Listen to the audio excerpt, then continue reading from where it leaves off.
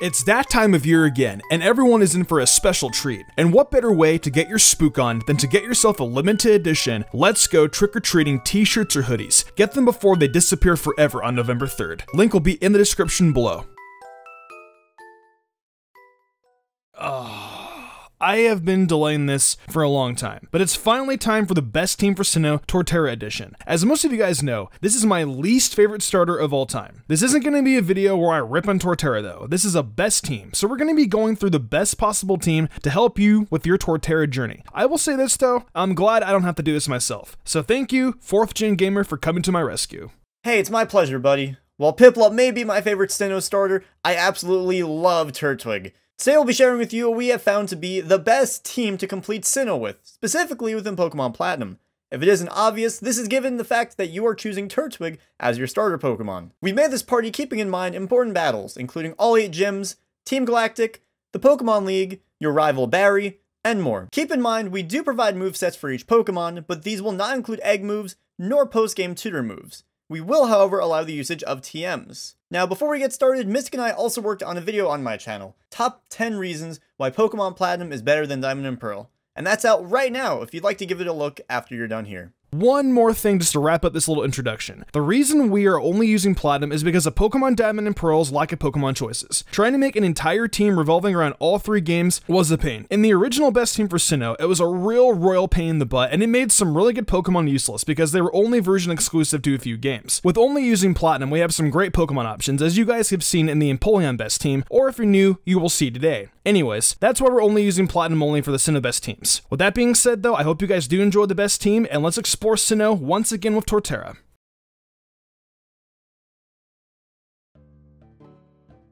Alright, so starting off this team, we have our obvious starter, Torterra. Torterra is in fact the worst starter in Sinnoh in comparison to both Empoleon and Infernape. What makes Torterra so bad is due to its speed. You can argue, but it's based off a turtle. That's cool, I get the concept. If you like the design, then that's dope. The problem lies with its speed. It gets outmaneuvered by a lot of different things, making Torterra not as viable as the other 2 starters. Torterra does have a fun move pool to run, and with that move pool, it actually does decent in a Sinnoh playthrough, I'm not gonna lie. But like I said earlier, that speed really handicaps Torterra. Though it has a great move pool, Torterra is threatened by a lot of Pokemon in Sinnoh due to the weaknesses it has too. The weaknesses Torterra has are literally some of the biggest threats in Sinnoh. So the move pool is fun. I get the premise of Torterra being a land turtle. The problem is, it gets outran by literally everything. Being our starter, Torterra needs a moveset, and with the move pool it has, I think this will actually be a lot more fun than I thought. First we have Wood Hammer, second Earthquake, thirdly Crunch, and last we have Rock Slide. This is of course the finalized moveset for Torterra. In the beginning of your playthrough, simply use moves like Razor Leaf, Mega Drain, and moves like Bite for coverage. The only ground type attack Torterra gets if you don't include egg moves or tutor moves is Earthquake, so you'll have to wait for that. Wood Hammer can be learned via Mover Learner, Earthquake can be learned at level 32, Crunch can be learned at level 45, and Rock Slide can be obtained after you get Rock Climb inside of Mount Coronet. With these moves, Torterra helps out against Rourke, Fantina's team with Bite, just be very careful, Crasher Wake's team aside from Gyarados, Byron's team, if you want to chance Rock Slide against Aaron's Vespiquen and Yanmega, you can, just be very careful. Bertha's entire team aside from Gliscor, though it can do well against Flint with typing, I wouldn't chance that, that's a really dumb idea. Most of Lucian's team with Crunch, Cynthia's Lucario and Milotic, Barry's Floatzel, the Spigori of Ice Fang, Jupiter's Skuntank, and Saturn's Toxicroak.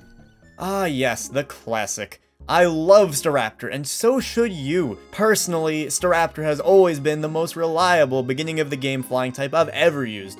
Not only bringing solid stats to the table, but also a moveset that at the time was unrivaled for this class of Pokemon, all while looking like an absolute badass. I mean, this thing has a whopping 120 attack while maintaining an agile 100 in the speed department. This thing is a beast and will help carry you through many tough situations, from Gardenia's Roserade to Maylene's Lucario. While other flyers such as Crobat or Drifblim may be viable, we strongly believe that Straptor is the best option to go with. We recommend carrying Close Combat, Fly, Brave Bird, and Takedown on this team member. Despite its lackluster defense drops, Close Combat provides robust fighting type coverage when you can't depend on your usual fighting type during the late game, which will be useful during the 7th gym battle against Ice type gym leader Candace. For your traditional stab coverage, you can alternate between Fly and Brave Bird. Fly is definitely a safe option in important battles, such as Aaron of the Elite Four with his Heracross, Yanmega, Vespiquen, and more, as well as more niche situations, such as Saturn's Toxicroak. But when you have that gut feeling that Fly just won't do it and you need that little bit of extra pepper, Brave Bird is your answer. Rounding out the moveset, we've selected Takedown. It is true that Takedown leaves some recoil, but this is still a dynamic move that can be used against plenty of Pokemon, with Stab bringing the power of this move to a massive 135. The accessibility of this moveset is also favorable, with Straptor learning all of these moves via level up. Win!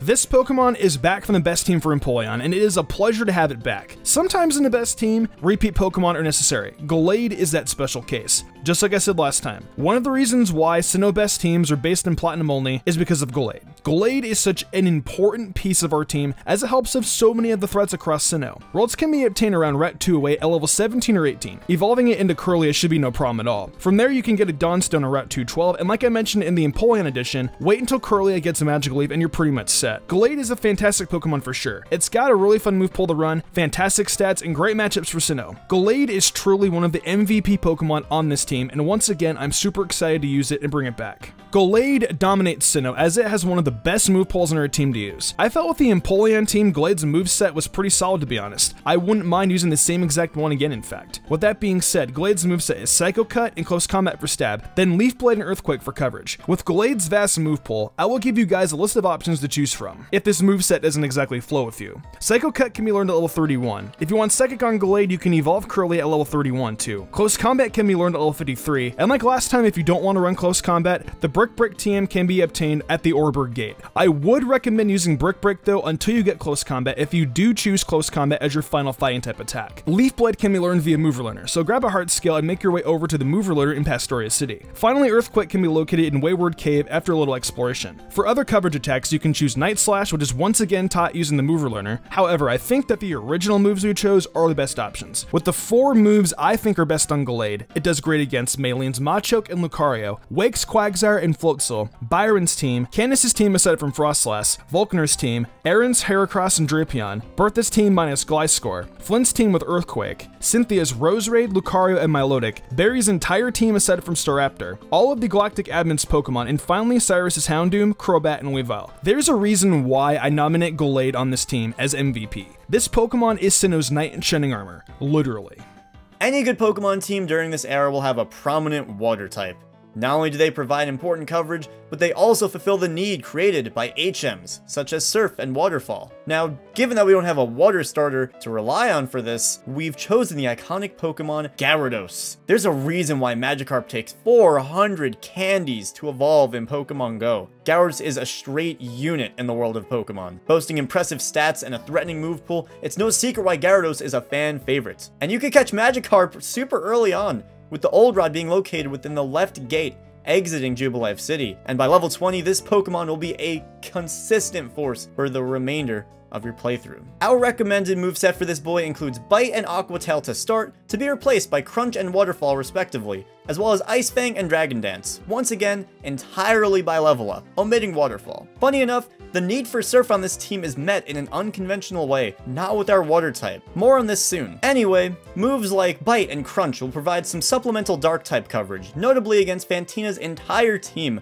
of Duskull, Haunter, and Mismagius, Candace's Frostlass, as well as some of Lucian's team, such as Mr. Mime, Espeon, and Alakazam. Aqua Tail and Waterfall are essential stab water coverage moves, helping take on all of Flint's, thankfully, actual fire type team, consisting of Houndoom, Flareon, Rapidash, Infernape, and Magmortar, Bertha's Gliscor, Golem, Rhyperior, and Hippowdon, as well as Candace's Piloswine and the massive amount of Geodudes and Gravelers you'll find. Ice Fang, on the other hand, is crucial in some frustrating niche situations. One of the most noteworthy being Cynthia's Garchomp, one that is effectively silenced upon one usage of Ice Fang. This move will also be useful in some other battles, such as your rival's Staraptor line, or another one of Cynthia's Pokemon being Roserade. Lastly, we include Dragon Dance, which you actually get at only level 44. This is just a fun move to have, so enjoy it.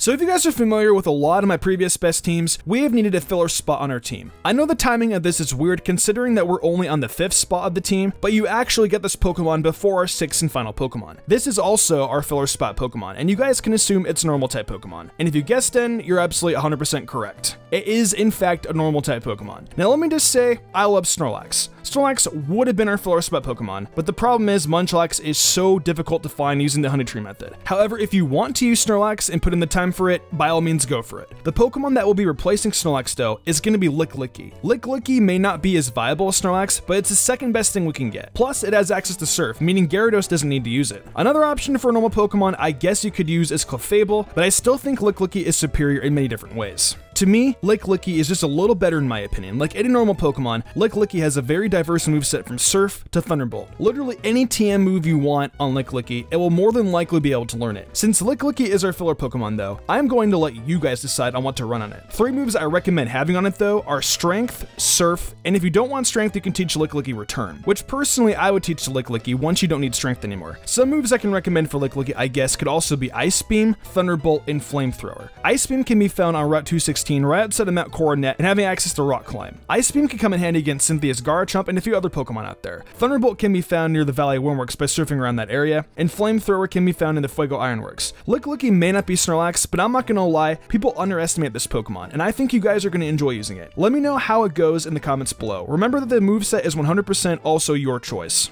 Finishing off the team, we have yet another new addition to the Pokemon Platinum roster in Houndoom. The Houndour family is honestly one of the most underappreciated in the franchise in my opinion. With decent accessibility to moves, a diverse typing, and a reasonable spread of stats, Houndoom has a lot to offer. Available around the middle of the game, you can catch Houndour right after Velstone City within Route 214 and evolve it quickly into Houndoom at only level 24. Perhaps Houndoom's biggest value proposition is in its typing, with both Dark and Fire coverage proving to be pivotal at many stages of the late game. Beyond this, I really just love Houndoom, and while I do think they did a disservice in Generation 6 with the Mega that they gave it, I still think it's a great option in any playthrough. Our final moveset of the video includes Flamethrower, Iron Tail, Thunderfang, and then Crunch or Dark Pulse. Your choice, with Crunch taking until level 54 to be learned, compared to Dark Pulse's TM availability. On the other hand, Flamethrower is learned at level 48, with Firefang being an option beforehand at level 32, Iron Tail coming in as a TM option, and Thunderfang being a move relearner option. Crunch or Dark Pulse will serve as your primary dark coverage in front of Gyarados, once again assisting during Lucian's Elite Four fight. Flamethrower will be arguably the most important move of this set, taking on major threats, such as Candace's Frostlass, Sneasel, Piloswine, and Abomasnow, Byron's Magneton and Steelix, most of Aaron's team, as well as Cyrus's ace Weavile. Iron Tail and Thunderfang are included for the breadth of coverage, providing utility in some niche situations, such as Cynthia's Togekiss. The main role of Houndoom is to provide hard-hitting stab coverage because of its diverse typing, and it does a great job of that.